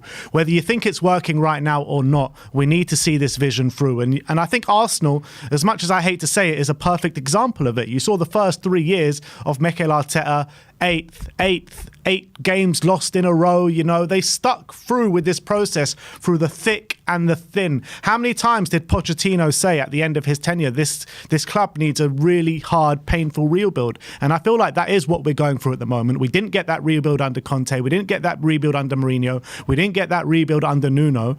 And I feel like we are going through that now. So surely at some point we're going to have to stick through this, through the thick and the thin. And I believe Postecoglou is the man that can take us through this rebuild if we stick with his principles and stick with his guns. Because at some times, I remember a lot of Arsenal fans and a lot of the rest of the Premier League were clowning on Arteta for his tactics, were clowning on Arteta for the way he sets up his teams. But look at them now. Look at them now. They've gone through the hard bits and they've come through at the other end and they're seeing light at the end of the tunnel. And I feel like that's what we need to do. But Ben, they were a crap show for quite a long time. And I'm saying to you, from our point of view, we're not a crap show. Right? We are actually quite close. And this was the opening thing that when we first started this conversation earlier, the first line of the fix for Spurs, we can write on a postcard. We can write it on a postcard, and it's one line. Don't be a slave to a philosophy. If you're going to sit there and you get an opportunity to send a 10-word, whatever it is, text to Ange Postecoglou, it would be, don't be a slave to a philosophy. That's all. But you talk about slave to philosophy, Max, but Klopp was a slave to a philosophy. You know, he played the same way week in, week out, no matter what, took batterings only at the end. Only at the end. Even at the beginning, you know, he was playing Lovren in that high line. They were getting battered quite a lot. We battered them, 4-0, 4-1 at Wembley. You know, they took a lot of batterings early on. Pep Guardiola was the same. Only now, and since Haaland's come in, they've started to see different kind of ways that they can play the ball. But definitely at the beginning, to drum in that philosophy, he played the same way, week in, week out. But he has the luxury, as I said, if you remember me saying, you want to be a slave to philosophy, you have to have the ability, the resources to buy the very, very best in every position and the cover. And that's what, you know, Guardiola has the ability to do. By the way, so did Mourinho and so did Conte in wherever they've been. I'm just saying that we haven't quite got that resource, not quite that level. Don't forget also, Ange's philosophy has been successful fine, you know, in Australia and in Celtic, but that's not the Premier League or La Liga or whatever. It is different. This is more competitive. Teams are way, way more efficient in being able to counter you. Forget how they play. And I just think that he's a little bit figured out. We feel a little bit figured out, right? And I just think that since or third biggest net spend over the past 3 years in the Premier League, like we're spending it wrong, surely. That's not it, Ben. You know, whenever people talk about transfers and they talk about, you know, spend and net spend, that's not the number. Okay, you can get the best player in the world on a free transfer if your resources are to pay exorbitant wages, right? So you need to merge the two. You need to take net spend plus wages in order to understand where people are at. If you look over the last 20 years and you look at the Premier League table, by and large, the table, more or less, with the odd anomaly, obviously, mirrored the wages table, not the spend table. Because next year, we can spend 250 million and Man City can spend 50 because they've already got a great team. It's not about that, but the reality is that their overall and that cost, that wages thing is a critical thing that even Daniel Levy, and this is maybe for you know, Dave, part about. I've certainly got issues with Daniel Levy on various things, but as far as the cost and the spend, you have to understand something. Purchasing a player is an asset. It has a value. It is the only thing that you do out there the only asset out there that as it gets better, decreases with value. Doesn't happen in any other asset class, but with footballers it does because they have time decay on their contract. Okay, that's what we suffer with. You can buy a player at 22 that by the time he's 27, his value is going down whilst he's getting better because he's got 3 years, 2 years, 1 year, and going to go for free. That's already an anomaly. But the real liability is on the wages, because once you give someone a contract for 3, 4, 5, 6, or as Chelsea are doing, 8 and 9 years, you then have to say, okay, we're going to pay them 10 million a year over the, or more, 15 now, 300 grand a week, 15 million a year over an 8-year contract. Ridiculous, 120 million liability. And this is where Daniel Levy's problem is that he's keeping the club in a position that is a sellable asset. So as much as we are, you know, the value of a football club, You got stung too hard with Tanguy and Ndombele. That's why.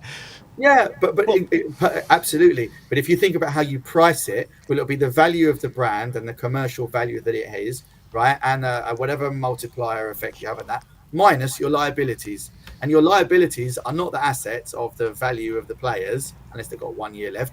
It's the wages. And he knows that. If we go out and we have 10 players on 300 grand a week, that is whatever. I don't even know what on 8-year contracts. I don't know what that is. That's 1.5 billion worth of liability. Okay. That is going to completely reduce the value of the club if he ever wants to sell it. So he's stuck in that, I think, anyway, in that little bit. We cannot afford to not be in Champions League because we need that money. And it's a catch-22, and we're stuck in it. We're not the only ones stuck in it, but we are probably the most high-profile ones that are stuck in it. And that's when it comes Dave. to the 400 million odd that you're talking about us spending, Ben, I think there also has to be a realization that we spent that across multiple positions because the amount of money we needed to spend on our squad. Other clubs are spending that on a couple of players here and there. They're a lot further down there.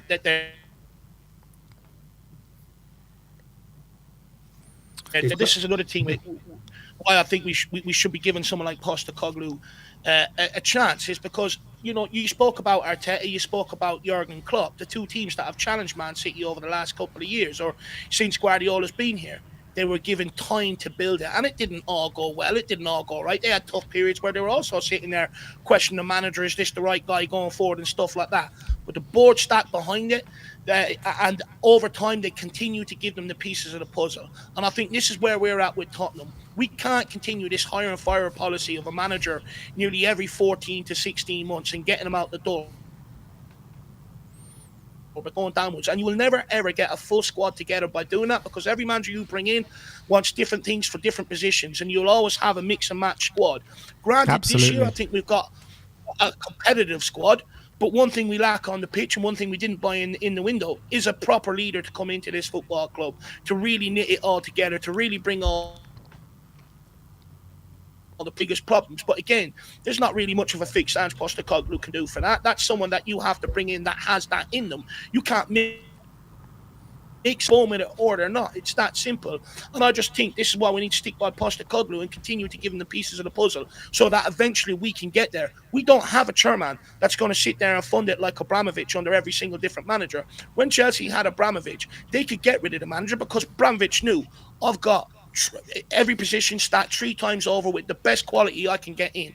At Tottenham Hotspur, we do not have that. We bring it in increments, and that's why it's even more important to get behind a manager and give him time to really build it, rather than this hire and fire policy. Because you look at Everton, they were once where we were when they had stability under David Moyes and that. Since then, and more so recent years, a lot of hire and fire policy, different managers have got them into financial mess and fighting the relegation zone. We will end up there if we continue this over the next, five or so years going forward. This is critical that we really give a manager a chance to get pieces of the puzzle. And I think that's where you start seeing the fruits. Dave, I think we all think the same, though, in respect to that. And the longevity of the club, I think it's the right thing. I don't know about that, though. I don't think so. Fans chase Jose Mourinho out of the club. They chase Conte out of the club. They chase Nuno out of the club. And Ange Postecoglou, Ange out, is becoming louder and louder by the game, by the results. So I wouldn't sit there and say that everybody feels like that, because they don't. Yeah, listen, that's why we said, I think I said the honeymoon period is over. And now really there is a period of time, getting serious to it. He's had another window, right? And now it's time to make it tick. I think we've got a lot of things that are very, very positive. I'm very positive about some of the young players that we have, both the ones that are coming through, like the Mikey Moores, etc., and maybe even that Lancashire might turn out to be something I'm quite fascinated by him. We'll see. Certainly, Bergvall is no doubt a talent. Odenberg's a talent. Archie Gray, I'm very concerned about because I think we might ruin him as opposed to be himself. I think we'll play him and one day right back, and one day centre back, and one day centre back. I think we need to actually decide on his position and make him own it. We'll see. I think all four of us are for backing Ange. Backing Ange, 100%. Backing Ange for now, and if we could all send a postcard, and we would all send the same postcard. Ange, don't be a slave to philosophy. Let's get it in his mailbox. Do you firmly believe that he will be lasting the season, though? I'll put the question on all of you. Will he last this season? Max? Me? I think he will. I think a couple of things are going to help. I think the fact that we've got European competition is probably going to help. And I think the one thing that's going to help with is giving certain opportunities through other games and including the League Cup, hopefully, which we don't bow out earlier again, to blood some of these very close to the first team players. And I think I'm hoping that we get a real discovery or two out of that. I think we'll get certain things that we will get the benefit of. And I'm going to link this back to the Newcastle game and Dragusan, right? So Dragusan is just not getting too much game time. And when you look at that goal that they scored and the goal that they scored, we look at Romero, people say about Romero, but it's symptomatic of the fact that they just haven't played together. Because it was Romero stepping up, but the others weren't. You can say that he stepped up when he shouldn't, but actually they should have all been together, come what may, and they weren't. So was it him stepping up or was it the other stepping back? I don't know. Either way, it wasn't right. Yeah, so I think we need to give more game time to these guys, these players, and I think that will help Ange have the time till the end of the season. I still think we're good enough to win plenty of games, right? And actually to, funnily enough, beat some of the better teams who do come at us, because when they do come at us, it suits everyone because then our fullbacks are a bit pegged, so they're not up there. Then Son has got green grass to play in front of. Johnson actually suddenly does all right in those games, right, when he's got the ball just inside the halfway line and he's got something to run onto. And I think that. Can I just say something really positive, by the way? Please, yes. Go on. We all love a bit of positivity here. I thought, and I know that usually it's about goal scoring, I thought that Solanke was absolutely fantastic. His play without the ball and hold-up play, I mean, Saliba and Gabriel didn't get the ball off him, right? And if they did, it was a fight and a scrap. And I think that I was really, really impressed with his hold-up and his bringing in and his physicality and his pressing from the front really much. I don't think we're close to getting the best out of him. My frustration is that the best out of him is crosses. We have to cross the ball. There's so many opportunities. Crosses and better crosses. Really better crosses. Johnson needs to work on it. I'm not even sure that Johnson's the guy. I prefer Kulusevski out there. I think Odegaard is very interesting. And I'd love Porro to be crossing the ball from a slightly better position. Not so deep. Let him get to the byline if he's on the wide. I think that's where Solanke can really make us better than last year, basically. Yeah. Anyone think that Ange isn't going to last the season? No, I think he will. I think Max makes some good points about, I think the European, if we can go a deep run in Europe, hopefully that'll help him. Obviously, if we're like 10th in the league, I don't think he would get her to see out a European run. But I do think our squad's good enough to keep us competitive into the top 5, top 4. I do. And I do think the European run will help us bed in other players and give them game time to get used to the system and stuff like that. And I do think these promising youngsters, that if they get some game time there, and then they can make an impact in the Premier League, I think they'll help us. I know it's early days in the Premier League.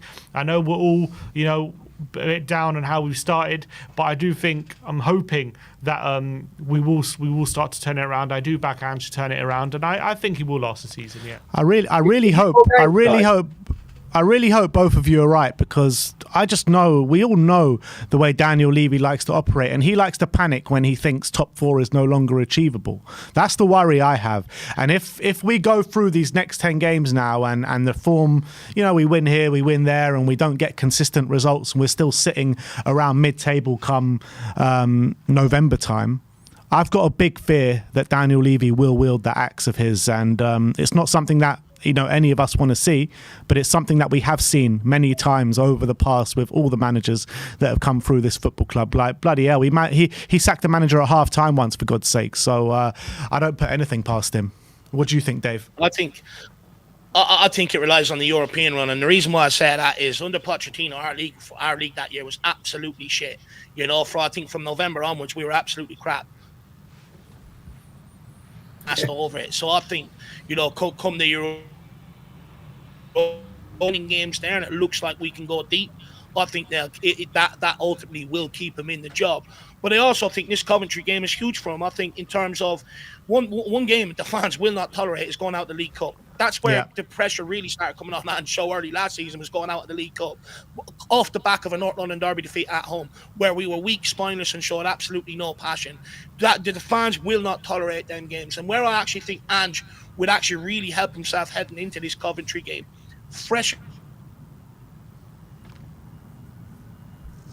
up into this squad, because if you take yourself back to pre-season, a lot of the games in the first half, we started our first 11, it was stale, lacked a bit of ideas, but it was actually the youngsters when they were coming on that were bringing that freshness to it, that were bringing that bit of creativity, bringing the goals to the pre-season games and stuff like that. So for me, I think this Coventry game is massive, I think, is what he's trying to say. Create some well, I'm out again. I might go on. Big up, Dave. Big up. Have we got more games, European games in this format? Because the group stage used to be 6 games. Yeah, we've got 2 more games. We've got 4 games home, 4 games away. So that's a little bit of an addition in kind of game time. And Dave, you're absolutely right about the League Cup, because the League Cup is a competition that can buy you time. Because obviously, you can quite quickly be in a kind of quarterfinal, semi-final kind of position, and suddenly you can nudge yourself from November to February, if you know what I mean, in respect of being in the League Cup. So I think that's quite an important competition. And also, the format of the Europa League now is such that it would be absolutely cataclysmic to go out. I mean, the way that it's formatted now, I mean, actually doesn't deserve to keep his job if we go out of that, the way that it's formatted, which means that that's already going to take him into the next phase, which is, I don't know when that starts, February or March. So I think the Europe thing will buy him the time. I really hope. Really hope all of you are right, guys. I was just going to say as well. Oh, go on. I was just going to say as well. Look, let's be brutally honest. As Spurs fans, do we really give a shit about the league anymore? We know it's false dawns. As long as we finish in the top half, what we really want is a trophy in the cabinet, and I think that's where my eggs are in this season. League Cup, FA Cup, Europa League. That's where I really want to be concentrated. League, we'll finish top half. We'll either finish inside Europe or not. But if you go and win the Europa League, you go into the Champions League. So I don't really give a shit about the league, and to be honest with you, this year, and that's why I say I don't think Ange will live or die by the league results. I think he'll live or die by the cup results. But yeah, he has to do well in the league to stay in a job for the cup. If you know what I mean. If we're bottom half, if we're bottom half come March, he won't be able to see a final. We won't be bottom half. I'm just saying, give an example. He has to keep up some sort of standards in the league, otherwise he won't be able to see the job through. Yeah, to a degree. I think, I'm not saying he's going to lose every game, but I think it'll be win one, draw one, something like that. But most of the focus will be on the cup games this year, I feel. Ange has actually been speaking his presser right now. Bissouma ruled out for midweek, but hopefully will be back for the weekend, he's saying. And I guess this is a good segue to our next segment. Let me just get through these super chats, and then have you guys got time for another segment? We'll try and make it a bit shorter than the other ones. Yeah, sure. We can't see the super chats ourselves, right? They're just. I'll read them out. No, don't worry. Victor Mathiasen says, ask these questions again in a year. Give him time to stop putting fuel to the fire. Klopp, Arteta, Pep all needed time. Let the team grow and gel. And I feel like that's the sentiment that we have been in agreement with so far. Charles says, Man U stuck with Oli, never worked. Arsenal stuck with Wenger when he was declining, never worked. If Ange don't adapt, no need to waste time. #adapt. I guess like he does need to adapt to a certain extent, but I think you can't really compare Oli and the back end of the Arsene Wenger tenure, can you? No. No. And Thomas Owen says Arteta and Klopp both took 7 transfer windows to become title challengers. Ange has had 3. And yeah, I do agree, but I do feel like some of the players that Ange has brought in, particularly in the front line, I'm not sure if they are good enough, particularly players like Brennan Johnson. And if we're looking to do something right now, I like Odegaard, but is he ready to come in and make a difference right here, right now? I still question that. All right, shall we go on? Yeah. Go on, Max. I was going to say, I don't think this is part of the players that we've bought and the Ange situation. Is that I don't think he quite knows yet how to get the best out of them. Odegaard is a perfect example because he's played on the left and on the right. Yeah. Now I don't know if he's which one he's better. I hadn't seen enough of him. Maybe he is one that can play both sides. But then if you look at we go back to Johnson. Johnson has also played on the left and on the right, and he's an absolutely diabolical on the left. Diabolical, has not had nothing to offer. I feel Brennan's only good when he comes off the bench. Yeah, well, he had the good. Because you know why? Because sometimes we need something, or we're countering, and he's not bad on the countering. He's got the space, as I said, the green grass from the halfway line. His problem is when he's faced up with a fullback, one-on-one, and this is where Kulusevski can always do something. Odegaard can also do something. Werner, life's like a box of chocolates, right? You never know what you're going to get, right? What that he ain't going to hit the target at the end of it, right? But can do certain stuff. But I feel like Ange is not quite sure. He's not quite sure sometimes. Do I move Son in the middle if I need to change the striker? Or do I put, it'd be interesting to see Maddison playing left-sided, actually. And maybe having someone else, which he did do at times. Maybe. But that's the thing, Max. If we did have the required quality in the front line, he would know what to do with it. Because we don't, he's always mixing and matching, trying to find the perfect kind of combination. It's because we don't have the required quality in that front line. Well, do you know one thing that is ironic? I was dead against us playing 3 at the back when we had to, Conte and Mourinho and how we did it for lots of reasons, including the fact that we just didn't have the players to do it. I've always believed that 3 centre backs. Now we do. No, and that's the irony, right? Because 3 centre backs to play together need to be so tight in everything that they do. Because the big question that you get asked in one of 3 centre backs is, do I go or do I not go? Like if you need to cover on the wide and cover the fullback. If I'm do you remember Sanchez used to point round? They used to point at each other it's too late by then, right? And we just didn't have the players to carry. But actually, we kind of do, and we kind of do have fullbacks that would probably have to stay wide because when you're doing that, they're wing backs. Maybe there's something there. I'm scared to try it. I'll try it in a friendly. I feel like we've got a perfect Conte team right now. I really do. I feel like we've got like a perfect team for Antonio Conte. Yeah, it's funny, isn't it? Yeah, you may well be right.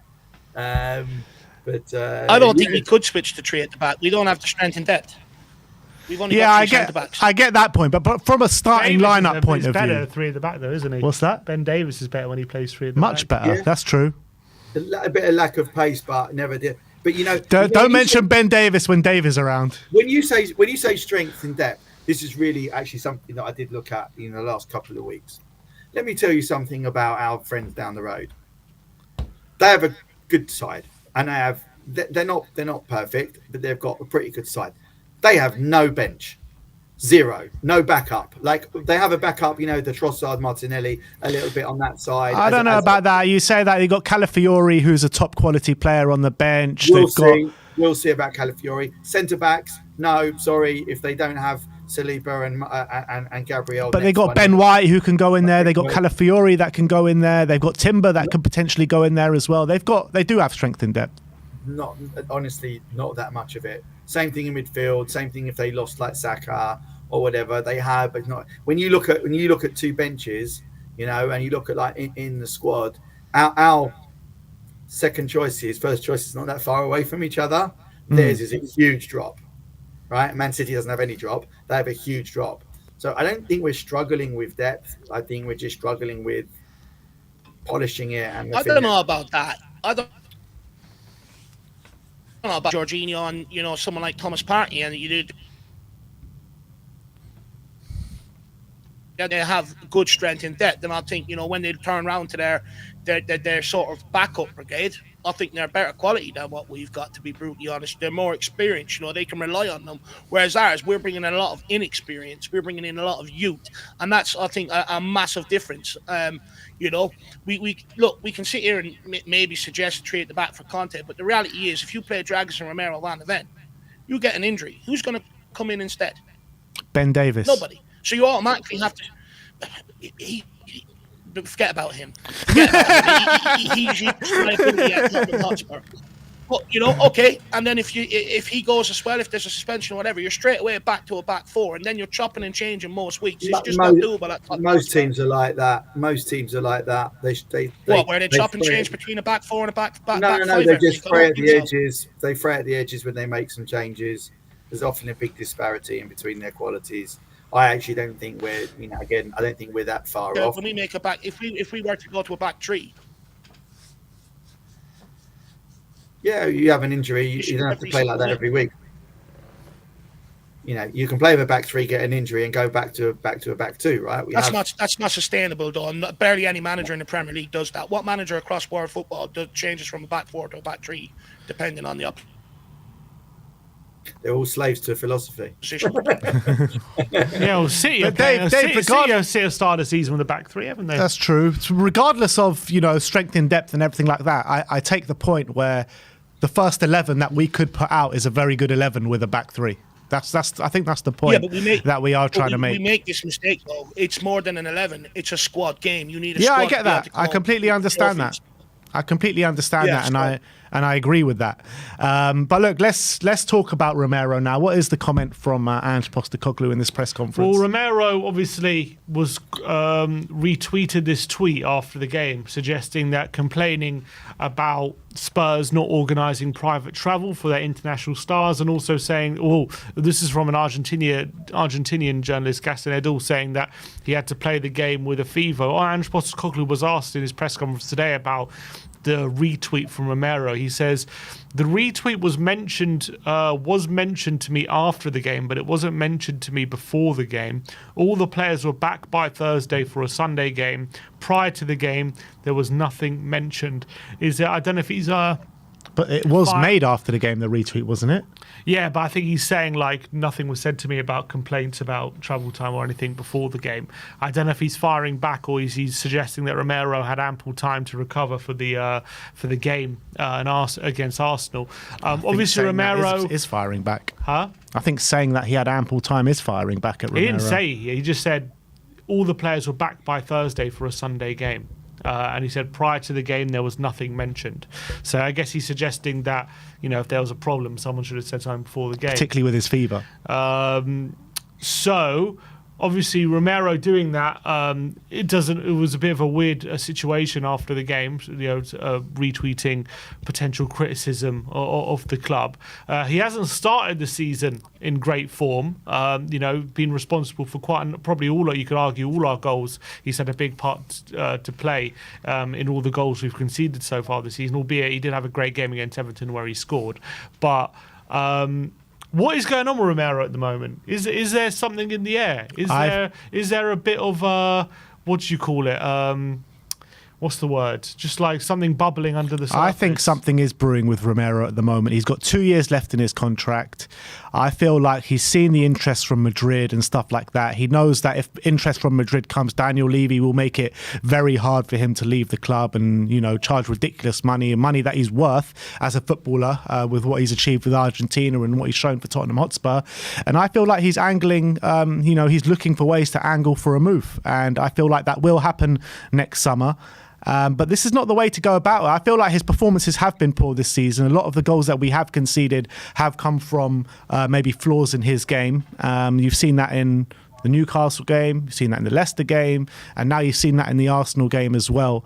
And I love Romero. I think he's a top quality player, but I just feel there is something brewing in the air with him. I don't know what you think, Dave.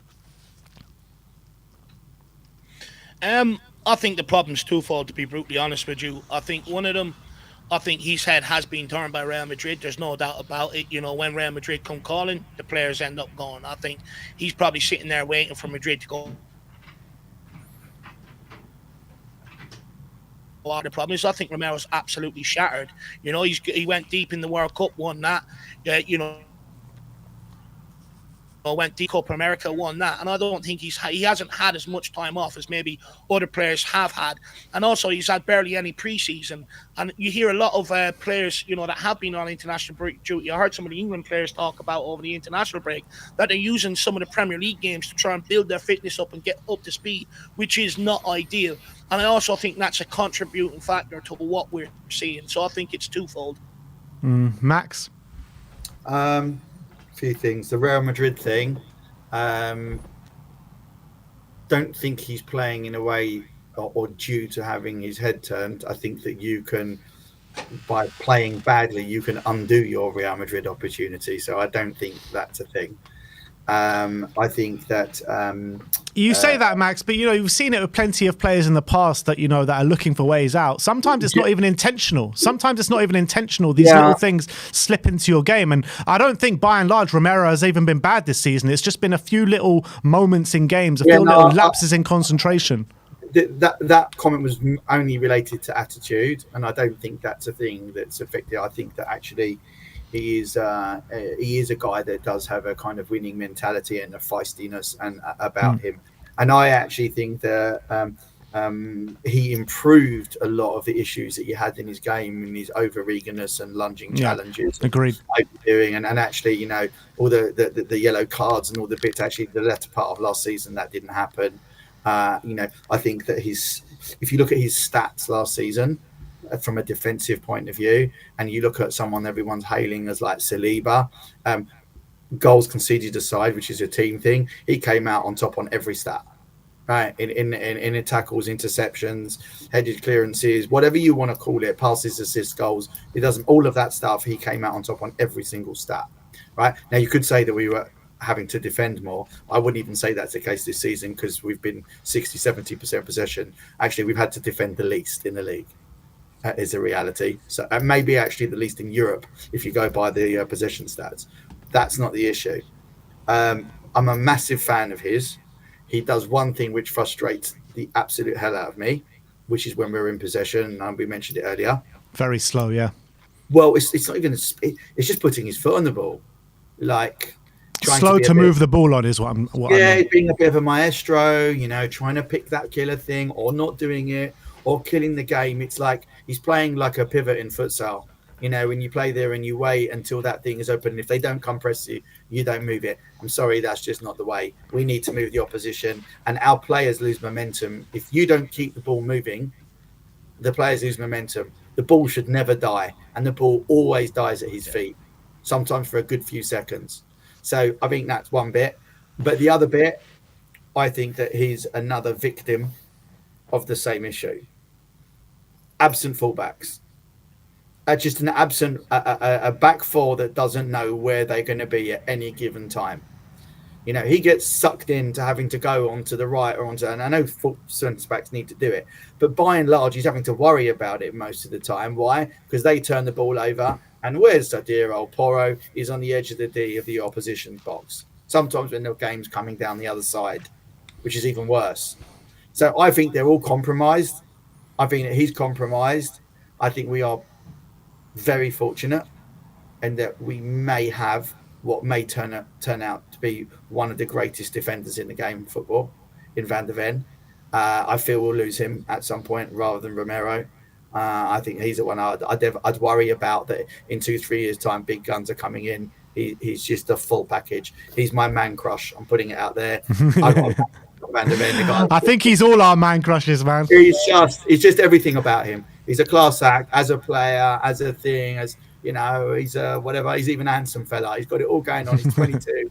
I think he's just, absolutely world class, right? And he will be for sure. So I just think that he can cover it, but I think we're all compromised by this system. I'm adamant that's affecting every single player. I tell you who's even Maddison is massively affected by this.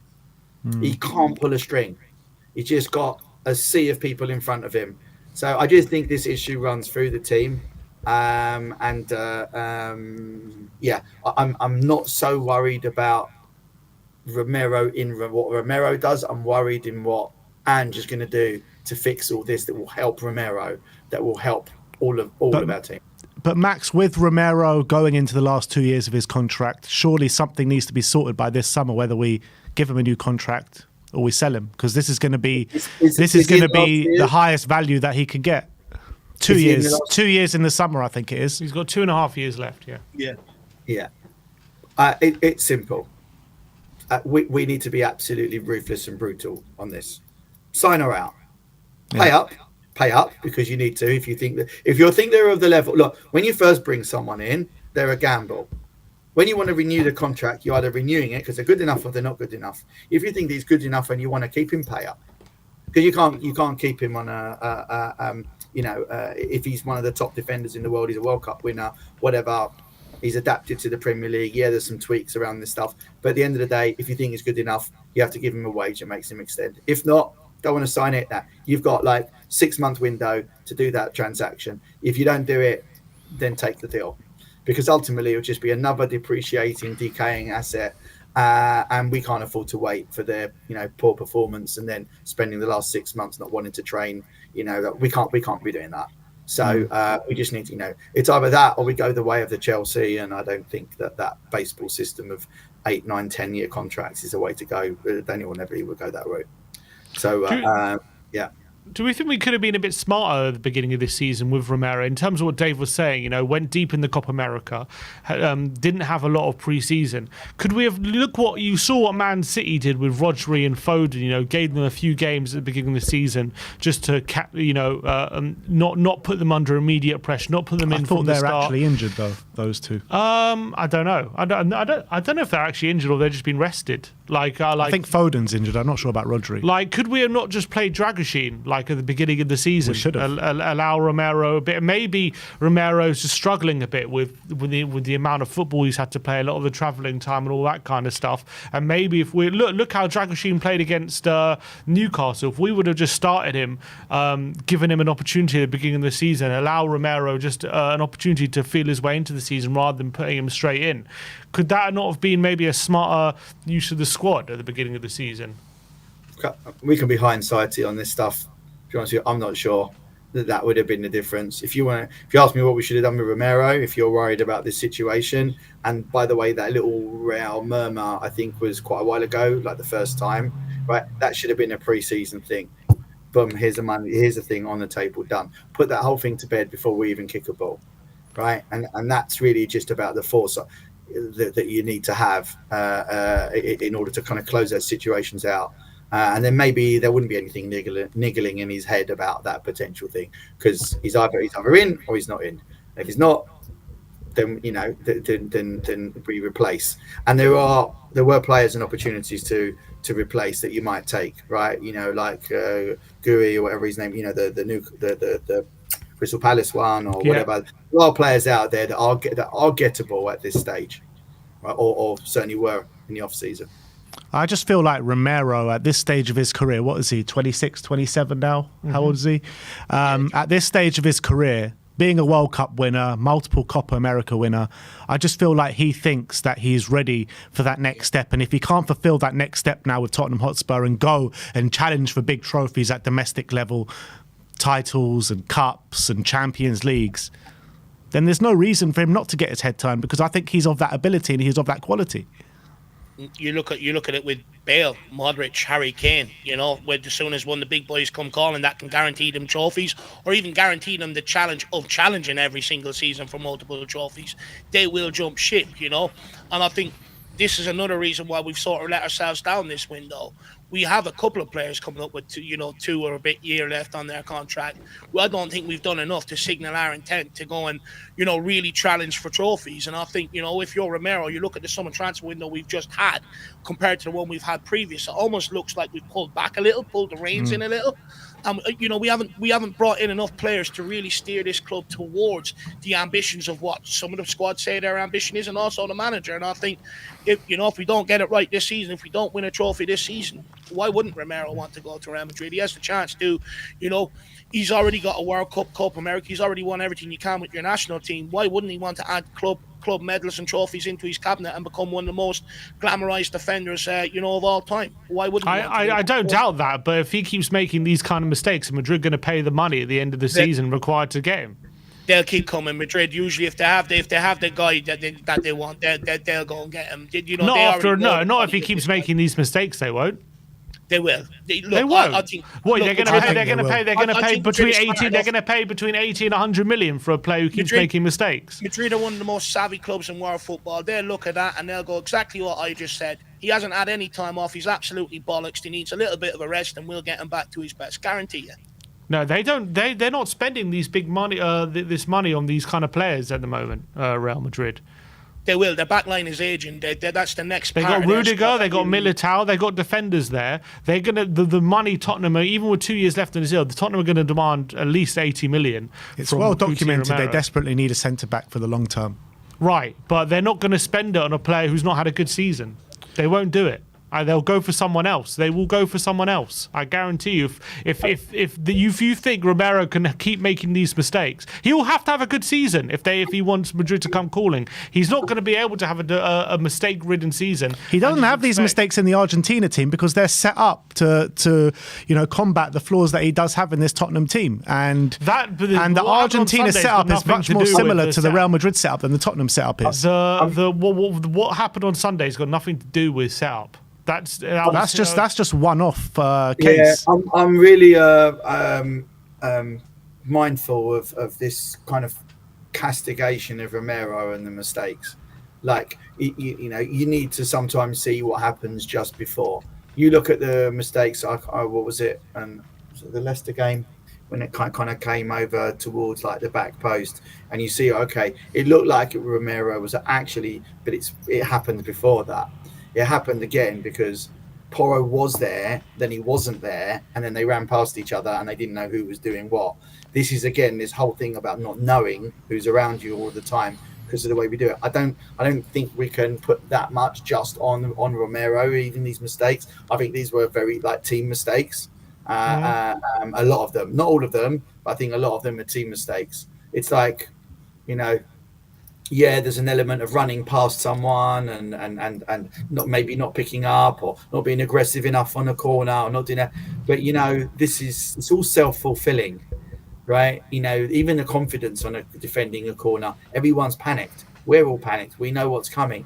There needs to be some improvement on our setup, on our coaching. I think minor tweaks. I've said all along they're minor tweaks. But that's why I'm hopeful. But I think we can get the best out of Romero back to his absolute very best. Because make no mistake, he's absolutely world class, and I think Real Madrid would know that he's absolutely world class, and their football is different, and maybe that suits them.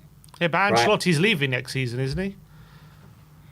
Whoever comes, I don't even think they do it via the manager there anyway.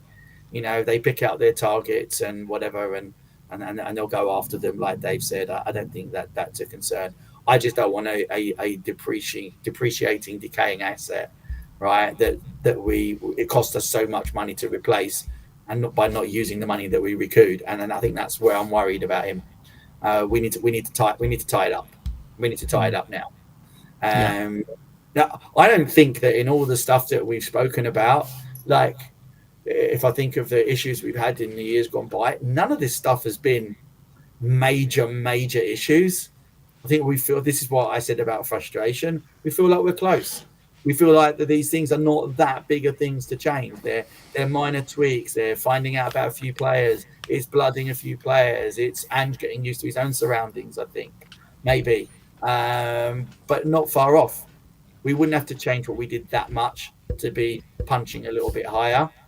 So, we have to stay positive, but I don't know, just join me in this postcard writing. I think we just need to send him that postcard.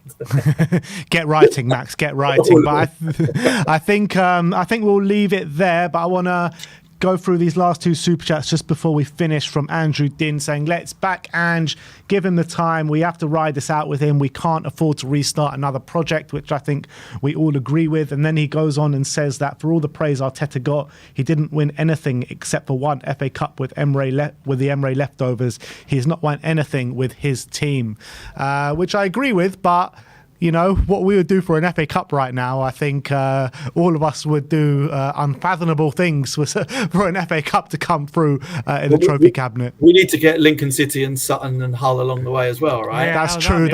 That'd be a start. Hull in the final, wouldn't mind that. Yeah. But look, I want to thank both of you guys for coming on today. Really good show and really insightful chat as well. Max, is there anywhere that people can find you if they're looking for you? Is he on the run? Is he? He's on the run. Less football related, but my Twitter, not my Twitter, sorry, my Instagram is @MaxRadford10, and that's the same handle for Twitter. I'm not that active there, but Instagram more. But it's a little bit less football these days, with other things I'm wearing around my neck. So, but yeah, absolutely Instagram @MaxRadford10.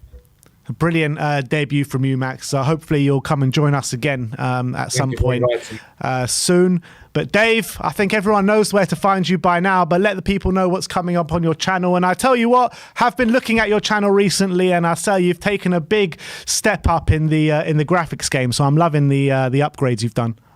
No, I appreciate that, lad. I'm trying to make it a better viewing experience for everybody and stuff like that. So hopefully people are enjoying it. But can we get a big up for Max in the comments, by the way? Not easy as your first appearance, and absolutely a great debut. Don't agree with everything he says, but I think he's got some very good things to say. So you give him a big round of applause in the comments. And it's my birthday today, by the way. Happy birthday, Max. Come on, happy birthday.